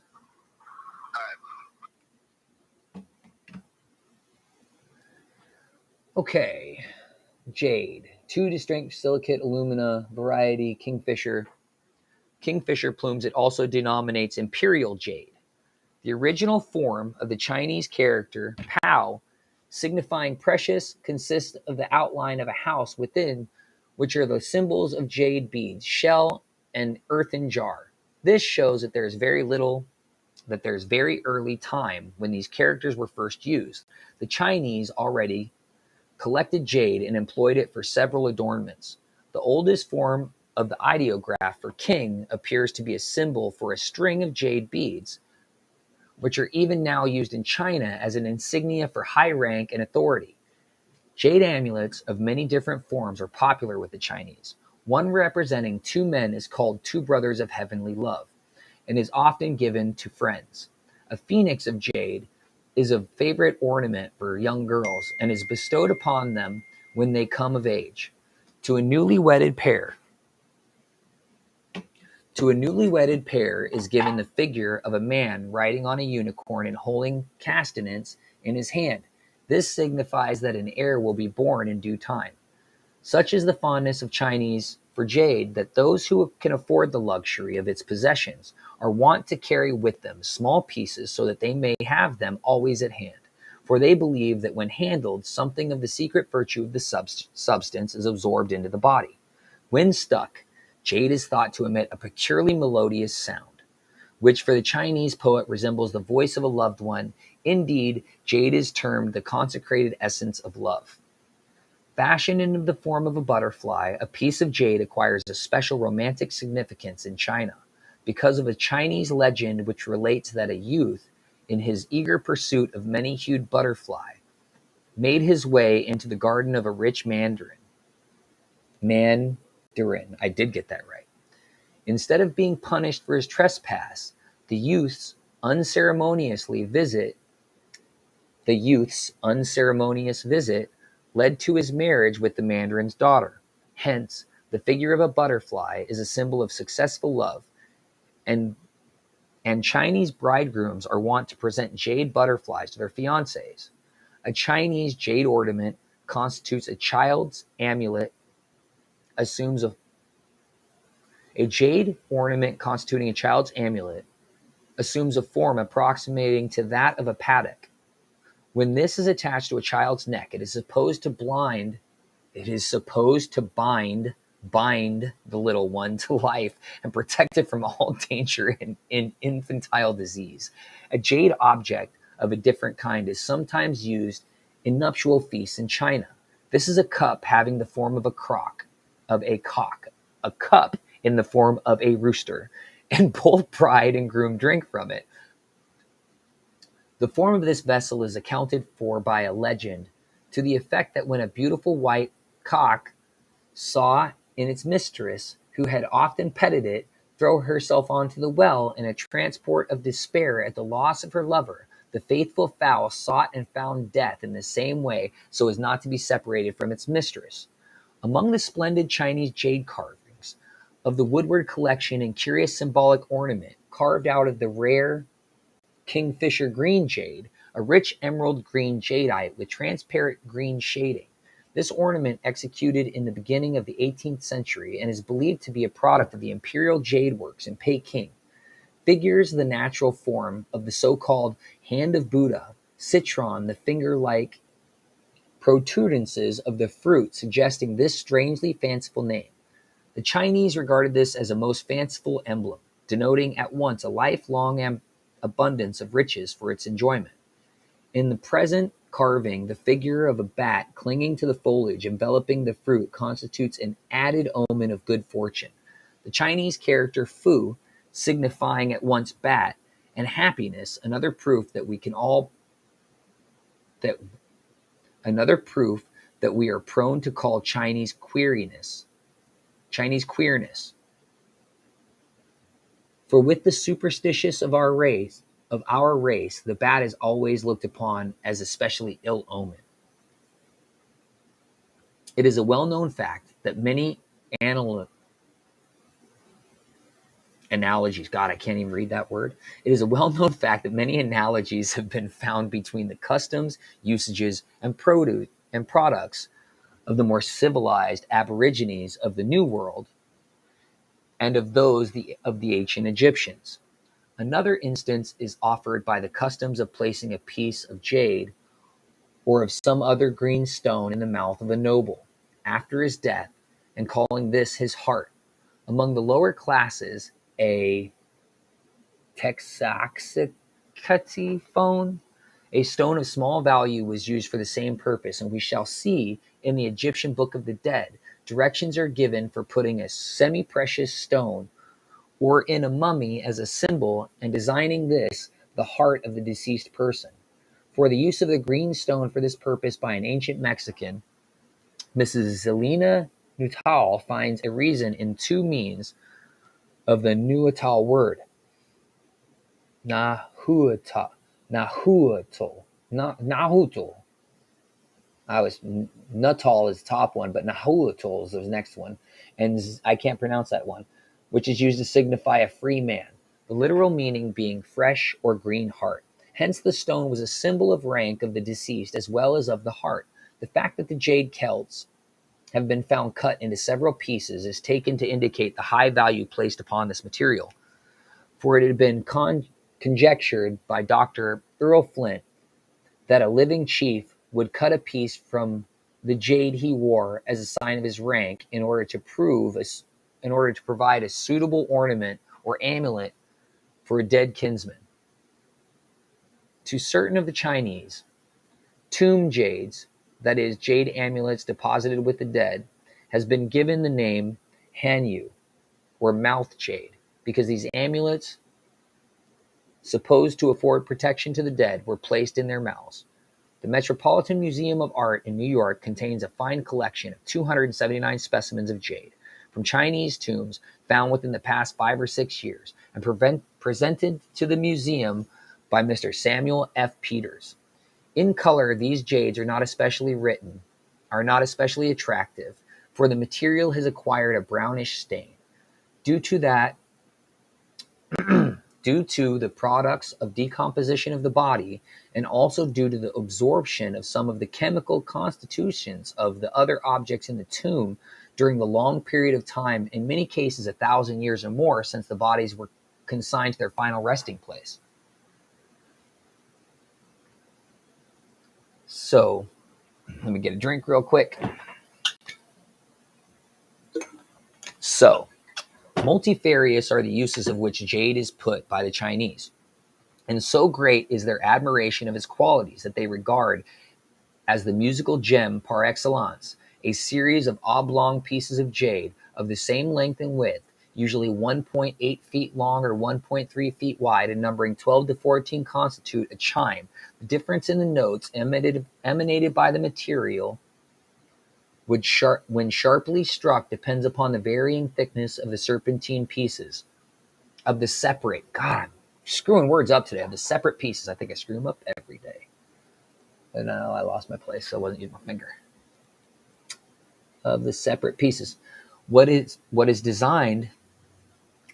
designated, the composed of 16 undercoriated stones, while a series known as the singer's chime consists from 12 to 24 pieces carved into fantastic shapes. This use of jade for the production of musical sound dates far back in the Chinese annals. We are told that when Confucius was much troubled at the ill success of his efforts to reform the Chinese morals of his day, he sought consultation in the playing of the musical stone. A peasant who noted this in passing But a peasant who noted this in passing by exclaimed, as he heard the sounds, "Full indeed is the heart of him who beats the musical stones like that." A jade ornament greatly favored by the Marios of New England bore the name Hekitiki, a carved image for the neck. The ornaments of this class are very rude and grotesque representations of the human face or form, and were generally regarded excuse me, as schematically figuring some departed ancestor. The head, sometimes slated right or left, so that the eye, which were very large and occasionally inlaid with mother of pearl, were on an angle of 45 degrees. These ornaments were prized not only as memorials, but because having been worn by successive ancestors, they were supposed to communicate something of the very being of those ancestors to such descendants as were privileged to wear the treasured heirlooms in their turn. In many cases, when the family was dying out, the last male member would leave the directions that his Haikitiki should be buried with him, so that it might not fall into the hands of strangers. So rare was this New Zealand jade, known to the Moreas as Punamaru greenstone, that the aid of the I'm just going to go with the American words, that the aid of the wizard was regarded as necessary to learn where it could be found. On setting forth on a search for this material, the jade seekers would take with them a Tanahungo, and when the party reached the region where the jade was usually found, the Tanahungo would retire to some solitary spot and would fall into a trance. On awakening, he would claim that the spirit of some person, dead or living, had appeared to him and had directed to search in a particular place for the jade. He would then conduct the party to the place where larger or smaller pieces of jade was invariably found. Of course, the wizard had previously assured himself of the presence of the stone in the place indicated. To this jade was given the name of the man whose spirit had revealed its location, and in many cases the grotesque form given to the stone was conceived to represent this man. We can easily understand the reverence according to the Takahiki, Hey Tikis, Hey Tikis. God, I'm bad. When we consider that they were not only prized as heirlooms, which had been handed down by the successive heads of the family, but were also believed to have been originally found in such mysterious ways. When the head of the family died, his Hey Tiki was generally buried with his body, but exhumed after a short or longer time by the nearest male relative. As we have noted, if no representative family remained, the heirloom was allowed to remain in the grave. The fact that the tribal or intertribal feuds sometimes arose in regard to the possession of the Heitiki served to prove the peculiar virtue asserted to them. While there can be little doubt that the heirloom was supposed to represent in a very general way the person whose name it bore, the particular form given it was largely determined by the natural shape of the mass, which was slowly and patiently fashioned into the form it eventually acquired. Though this was mainly due to the imperfect means by which an artist disposed, there was probably a conviction that the form of a natural stone was not the result of accident, but was in itself significant and required only to be rendered more clear and definite. I'm with that one. The fabrication of the Heitikis of the Morris is said to have ceased in the early part of the last century. The greater number of those who have been collected in New Zealand appear to have been made from 100 to 150 years ago. Jasper. The Jasper had a great repute in ancient times as a rainbringer and the 4th century author of Lithica. Reread that. The Jasper had a great repute in ancient times as a rainbringer, and the 4th century author of Lithica celebrates this quality in the following lines. The gold, Proportius, hearken to his prayers, who are the polished grass green Jasper wears. His parched globe they'll satiate with rain, and send showers to soak the thirsty plain. Evidently, the green hue of this translucent stone suggests its association with the verdure of the fields in an even closer degree than was the case with transparent green stones such as the emerald. Another early authority, Damigiron, mentions this belief and states that only when properly consecrated would the jasper do service in this way.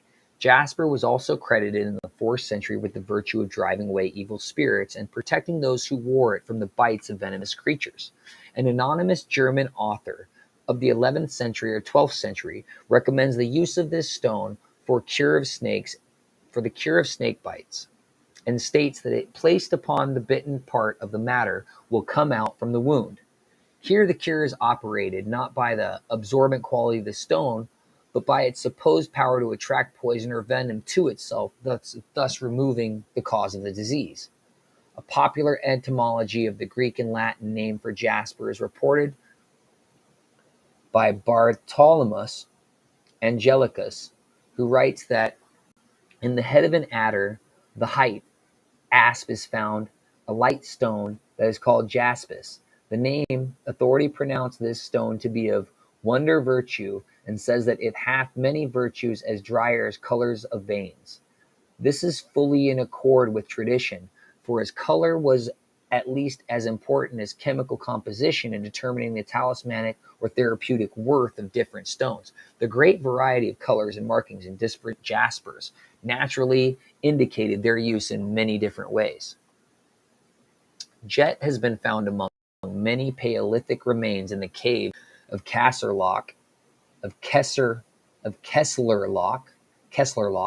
near Thiengen, Canton, Schaffhausen, Switzerland. The material was evidently derived from the deposits in Württemberg and shaped by flint chips. Quite possibly jet, as well as amber, was already regarded as possessing a certain talismanic virtue.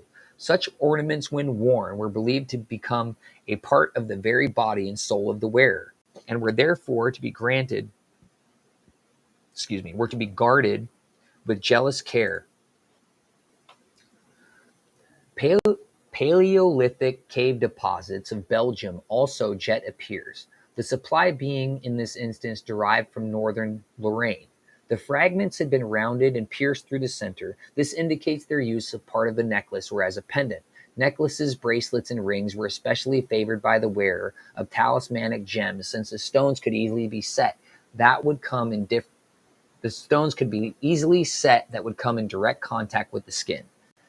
Jet was one of the materials used by the Pueblo Indians for their amulets. An especially well-executed figure of a frog made of this material was found in Pueblo Bonito in 1896 by Mr. Pepper.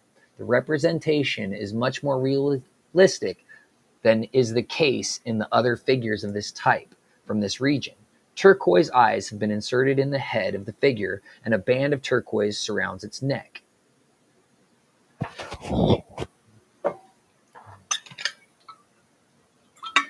Lapis Lazuli.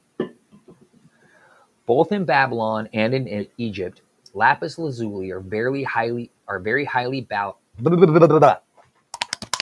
All right. Both in Babylonia and in Egypt, lapis lazuli was very highly valued, and this is shown by the use of the Assyrian name Ukunu in poetic metaphor. Thus, in a hymn to the moon god Sin, he is addressed as a strong bull, great of horns and perfect in form, with long flowering beard bright as lapis lazuli. This may remind us of the hyacinthy locks of classical literature. Lapis lazuli, a blue stone with little golden spots, was a cure for melancholy and for the quarter fever. An intermittent fever returning each third day or each fourth day, counting in the prevailing attack. What? What? Lapis lazuli, quarter fever, melancholy, where the quarter fever an intermittent fever returning each third day or each fourth day, counting with the previous attack. Okay, I don't understand the transition. I feel like there's a page missing here. Like maybe it didn't scan when they were scanning the book. Although I could just look. No, there's no page missing. Lodestone. We have the authority of Plato, Ion 533d, for the statement that the word magnetic was first applied to the lodestone by the tragic poet Euripides in 480 to 405 BC. The more unusual name being Heraclean stone. These designations refer to two places in Lydia, Magnesia, and Heraclea, where the mineral was found. Pliny states on the authority of Nicander that a certain Magus, a shepherd, discovered the mineral on Mount Ida while pasturing his flock because the nails of his shoes clung to a piece of it. We are told by Pliny that Ptolemy Philandifus planned to erect a temple in honor of his sister and wife, Arsenio, called to the aid of Caractacus. I just wish they'd get rid of all these names. An Alexandrian. Now I can't say Alexandrian. Blah, blah, blah, blah. An Alexandrian architect. The later engaged the place wherein an iron statue of Arsenio, which should appear to hang in the midair without support. However, both the Egyptian king and his architect died before the design could be realized. This story of an image held in suspense by means of powerful magnets set in the floor and roof, sometimes also in the walls of a temple, is repeated in a variety of forms by early writers. Of course, there was no real foundation for such tales the story of the image held in the suspense by means of powerful magnets set in the floor. Okay, I wasn't understanding the story, even though I was reading it at first. And roof, sometimes also in the walls of the temple, is repeated in a variety of forms of early writers. Of course, there is no real foundation for such tales, as the thing is altogether impractical. The Roman poet Claudia, 5th century AD, relates that the priest of a certain temple, in order to offer a dramatic spectacle to the eye of the worshippers, caused two statues to be executed, one of Mars in iron and another of Venus in lodestone. At a special festival, these statues were placed near each other, and the lodestone drew to the iron itself. Claudian vividly described this. The priest prepared a marriage feast. Behold, then a marvel! Instant to her arms, her eager husband, Cytherea charms, and ever mindful of her ancient fires, with amorous breath his martial breast aspires, lifts the love weight, close round his helmet twines, her loving arms and close embrace joins. Drawn by the mystic influence from afar, flies to the wedding gems the god of war. The magnet weds the steel, the sacred rites, nature attends, thy heavenly pair unites. There was a current as eager as the 4th century, a curious belief that a piece of lodestone, if placed beneath the pillow of a sleeping wife, would act as a touchstone of her virtue. This first appeared in the Alexandrian poem Lithica, and it's been thus quaintly Englished by the 4th century translator. Also, Magnus is in likey wise. Oh, I can't read this. Yeah, it's a weird poem. Also, Magnes is in likey wise as Adamus. Why if it be set under the heed of a chaste wife, it maketh her sodomly to become to embrace her husband, and why if she be spoke breaker, shall she meave her out of bed seldom be dread of fancy. Huh. I knew I shouldn't have read that. The same writer attempts an explanation of the popular fancy that when powdered lodestone was thrown upon coals in the four corners of a house, the inmates would feel as though the house were falling down.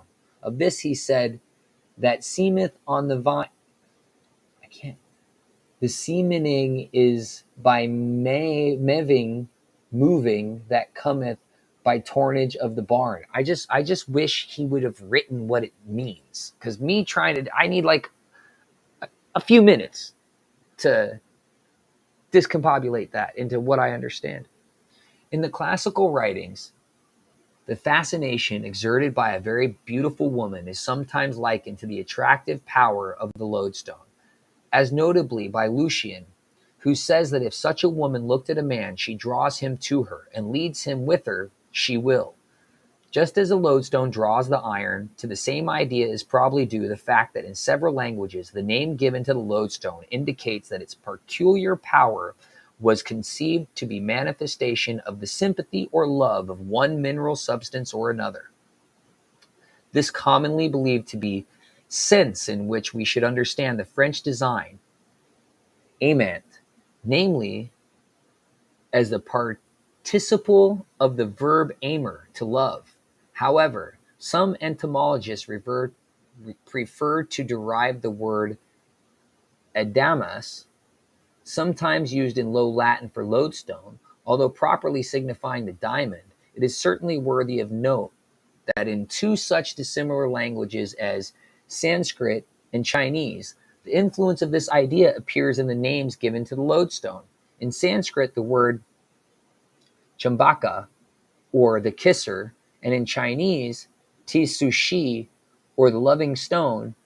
Qin Shishang Qi, a Chinese author of 8th century, wrote that the lodestone attracts iron, as does a tender mother when she calls her child to her. A rich growth of the Mohammedan legend grew out of the exploits of Alexander the Great, a striking example being given on another page. And in one of them, it is related that the Greek world conqueror provided his soldiers with lodestones as a defense against the wiles of the jinns, or evil spirits. The lodestones, as well as the magnetized iron, being regarded as such deference against enchantment and all other machinations of malignant spirits. In the East Indies, it is said that the king should have had seat of In the East Indies, it is said that a king should have a seat of lodestone at his coronation, probably because the magnetic influence of the stone was supposed to attract power and favor, and gifts to the sovereign. But it is not only in the Orient that magnetite is prized for its talismanic powers, for even in some parts of our own land this belief is still prevalent. Large quantities of lodestone are found at Magnetic Cove, Arkansas, and it is estimated that from 1 to 3 tons are sold annually to the black people to be used in the voodoo ceremonies as a conjuring stone. The material has been found in the land used for farming purposes, and many pieces have been turned up in plowing for corn. These vary in the size from a pea to a mass weighing from 10 to 20 pounds. They occur in a reddish-brown, sticky soil. Their surface is smooth and brown, and they have appearance of water-worn pebbles. In July 1887, an interesting case was tried in Macon, Georgia, where a black woman was sued as a conjurer to recover $5 which she had paid him for a piece of lodestone to serve as a charm to bring back her wandering husband. As the market value of this mineral was only 75 cents a pound, and the piece was still very small, weighing just but a few ounces, the judge ordered that the money should be refunded. For some reason, not easy to... malachite. We are on malachite. And it got nothing compared to that last one. For some reason, not easy to fathom, malachite was considered to be a talisman particularly appropriate for children. If a piece of this stone were attached to an infant's cradle, all evil spirits were held aloft, and the child slept soundly and peacefully. In some parts of Germany, malachite shared with turquoise the repute of protecting the wearer from danger and falling, and it also gave the wearer of approaching disaster by breaking into several pieces. The material was well known to the ancient Egyptians. Malachite mines have been worked between Suez and Sinai as early as 4000 BC. The appropriate design to be engraved upon the malachite was the image of the sun. Such a gem became a powerful talisman and protected the wearer from the enchantments of evil spirits and from the attacks of the venomous creatures. The sun, as the source of the light, was generally regarded as a deadly enemy of the necromancers, witches, and demons who delighted in the darkness and feared nothing more than the bright light of day. Moonstone. The moonstone is believed to bring good fortune and is regarded as a sacred stone in India. It is never displayed for sale. It is never displayed for sale there, except on yellow cloth, as yellow is an especially sacred color. As a gift for the lovers of moonstone takes a high rank, for it is believed to arouse the tender passion and to give lovers the power to read in the future the fortune, good or ill, that is in store for them. To gain this knowledge, however, the stone must be placed in the mouth while the moon is full. Antoine Nizold tells us of a selenite or moonstone owned by a friend of his, a great traveler. This stone was about the size of a golden piece, known as gold noble, from somewhat thicker, indicating the waxing and waning of the moon by a certain white point or mark which grew larger or smaller as did the moon. Nizold relates that to convince himself of the truth of this, he obtained possession of the stone for 1 lunar month, during which time he sedulously observed it. The white mark first appeared at the top.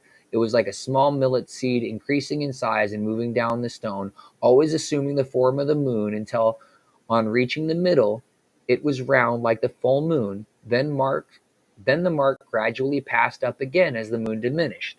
The owner declared that he had vowed and dedicated this stone to the young king Edward IV, who was then highly esteemed because he had good judgment in regard to rare and precious things. Onyx. The onyx, if worn on the neck, was said to cool the ardors of love. And Cardano relates that everywhere in India the stone was worn for this purpose. This belief is closely related to the idea commonly associated with the onyx, namely that it provoked discord and separated lovers. The close union and yet strange contrast between the layers of black and white may have suggested this. Pyrites. Crystals of iron pyrite native iron disulfide, are sometimes used as amulets by the North American Indians, and the belief in their magic powers has attested by their presence in the outfit of miscellaneous objects, which the medicine men used in their course of their incantations. Because these gleaming yellow crystals are occasionally mistaken for gold, the name fool's gold has been properly bestowed upon them. Of this material, the ancient Mexicans made wonderful mirrors, one side being usually polished flat, while the other side was strongly convexed. Frequently, this side was curiously carved with some symbolic representation, as appears in the case of a pyrite mirror in the Pinard collection in Torquato, Paris. Rock crystal. The popular belief in this time as the origin of rock crystal is, I believe they're talking about quartz crystal, is voiced by St. Jerome when using the words of Pliny. Although not citing his authority, he says that it was formed by the congelation of water in dark caverns of the mountains where the temperatures were intensely cold, so that while a stone to the touch, it seems like water to the eye. This belief was evidently due to the fact that rock crystal was so often found in mountain clefts and caverns. Symbiotically, it signified that those within the portals of the church should keep themselves free from stain and have a pure faith. The Chinese Emperor Wu was devoted to the service of the gods and of the immortal spirits. He built many edifices of religious purpose, and of all the doors of all the buildings were made of white rock crystal, so that a flood of light poured into the interior. Although the Chinese texts call this material rock crystal, it is possible that the name was applied to glass when the substance was but recently introduced into China. Regarding this same rock crystal, a humorous tale is related. Mao Fen, a mandarin, who has a great terror of droughts, was once received in the palace by one of the Chinese emperors. The door of the audience chamber were of rock crystal and were tightly closed, but because of the transparency of the material, they seemed to be wide open. The emperor was greatly amused to note Mao Fen was shivering with cold, although the temperature of the room was quite comfortable. The exceptionally fine specimen of Aztec work is a skull carved out of rock crystal. It weighs 475 and 1/4 troy ounces and measures 8.5 inches in width.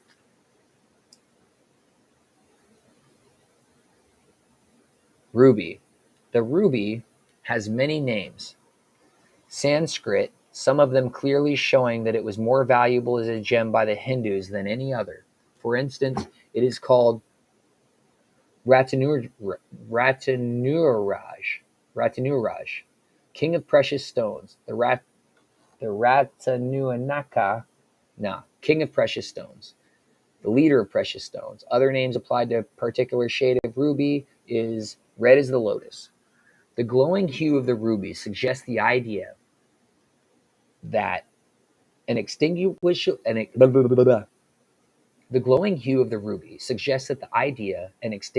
flame burned in this stone. From this fancy came the assertion that the internal fire could not be hidden, as it would shine through the clothing or through any material that might be wrapped around the stone. If cast into the water, the ruby communicated its heat to the liquid, causing it to boil. The dark and the star rubies were called male stones, and the others, more especially, however, those of lighter hue, being considered as female stones. All varieties served to preserve the bodily and mental health of the wearer, for they removed evil thoughts, controlled amorous desires, dissipated pestilential vapors, and reconciled disputes. In the Lapidary of Philip de Valios, it is said that the books tell us the beautiful, clear, and fine ruby is the lord of stone. It is the gem of gems and surpasses all other precious stones in virtue. In the time of Mandibus, I keep screwing his name up, end of the 11th century, the same proud place was assigned to the sapphire. The ruby is spoken of in similar terms in the Lapidaris de Veres, where it is called the most precious of the 12 stones God created when he created all creatures. By Christ's command, the ruby was placed on Aaron's neck. The ruby called the Lord of Gems, the highly prized, the dearly loved ruby, so fair with its gay color. As with diamonds, rubies also were divided by the Hindus into 4 castes. The true Oriental ruby was a Brahmin, the rubicille a Kashyterian, the spinel a Vizian, and lastly the balsa ruby, a Sudarian.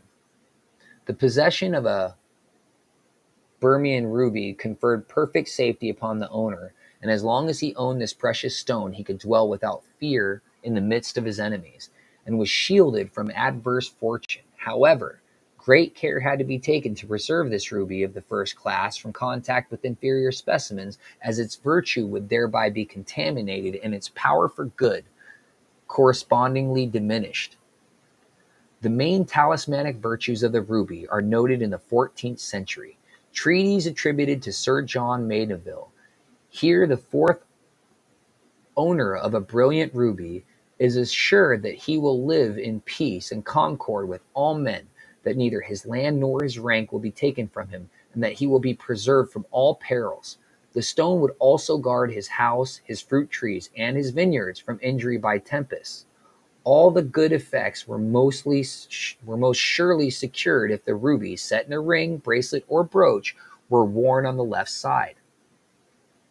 The gorgeous ruby, the favorite gem of Burma, where the finest specimens were found, is not only valued for its beauty, but also believed to confer invulnerability. To attain this end, however, it is not thought to be sufficient to wear the stone in a ring or in a piece of jewelry, but the stone must be inserted in the flesh and thus become, so to speak, a part of the owner's body.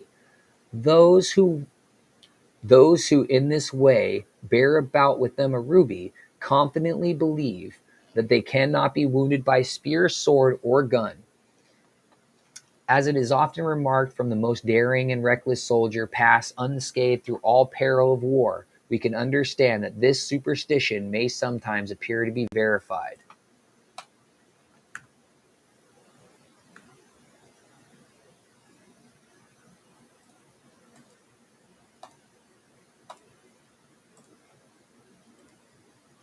Whew, we got a long way to go. We're at Sapphire. Sapphire. Here's where we are. I'm going to check the stream because I haven't looked at the stream screen in a while. 2 people are here.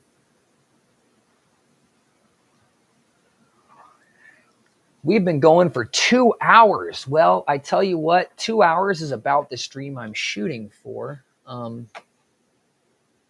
I really have to go to the bathroom, and I have a bunch of other stuff I need to do too. So honestly, I think we're going to stop right about here. It's been an odd day anyways. Things not quite going the way initially planned, but it's always like that. My days do not go as initially planned ever. So I'm going to try and get this day back on the page it should. I really appreciate you guys staying here and hanging out while I read this.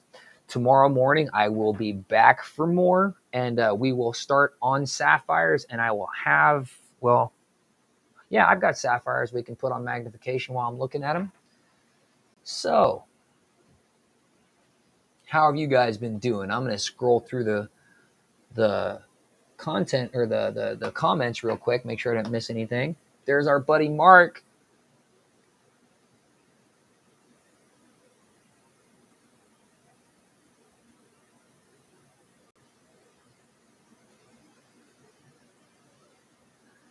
Oh, he's on YouTube. Yep, our boy Mark. Haven't seen him in a while. Everybody's having conversations with each other. That's cool. That's cool. Well, it looks like only Catfish and Margaret are here. Thank you, Catfish. Thank you, Margaret. But like we know, a lot of people are at work, and this is not exactly a great time for people to just be like watching shit on the internet. So I love y'all for watching. I'm about to pee my pants. And so I'll see you guys tomorrow morning as soon as I can. I'll probably about 7 a.m. my time is where I'm shooting, but it'll sometime between 7 and 9. And when I get everything, more stable, I'll be more stable for you. I love y'all for watching. Thank you for being here. Thank you for checking it out. Thank you for scrolling past the part where you couldn't hear or you could see things, but you couldn't hear me reading because I screwed that up. Anyways, tomorrow will be better, more consistent, and we'll be here again. I love you for watching.